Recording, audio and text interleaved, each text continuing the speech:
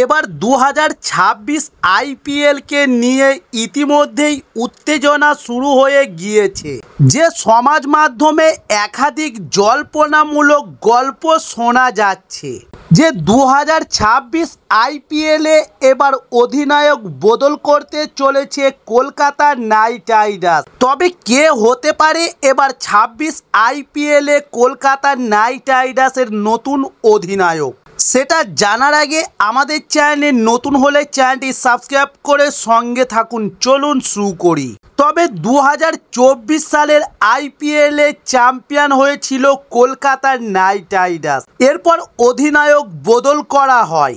2024 সালের আইপিএলে শ্রেয়স আয়ারের নেতৃত্বে কলকাতা নাইট রাইডার্স তাদের তৃতীয় আইপিএল খেতাব জয় করে এবং ফাইনালের মঞ্চে সানরাইজার্স হায়দ্রাবাদকে পরাস্ত করে কলকাতা নাইট রাইডার্স কীর্তিমান রচনা করে। তবে এবার সমাজ মাধ্যমে সূর্যকুমার যাদবকে নিয়ে একটি ধোঁয়াশাপূর্ণ খবর উঠে এসেছিল, যেখানে প্রসঙ্গত কলকাতা নাইট রাইডার্সের দলের পুরনো খেলোয়াড় হলেন সূর্যকুমার যাদব এবং বর্তমান সময়ে তিনি টিম ইন্ডিয়ার অধিনায়কও হয়ে উঠেছেন। তবে 2018 সালে কলকাতা থেকে মুম্বাইতে ট্রেডিং করা হয়েছিল সূর্যকুমারকে। তারপর থেকেই তার বেড়ে ওঠা শুরু।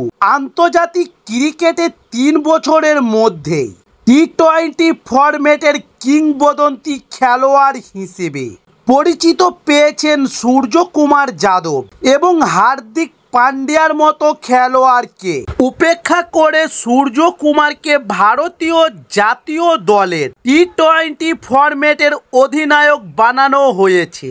তবে এবার সূর্যকুমার যাদবকে কলকাতার টিম ম্যানেজমেন্ট তাকে দলে নেওয়ার প্রস্তাব রেখেছে এবং মুম্বাই ইন্ডিয়ান্সের কাছে চলতি মাসের তৃতীয় সপ্তাহে শোনা গিয়েছে যে কলকাতা ফ্র্যাঞ্চাইজি তাদের অধিনায়ককে সরিয়ে দিয়ে সূর্যকুমার যাদবকে ট্রেডিং করতে চলেছে।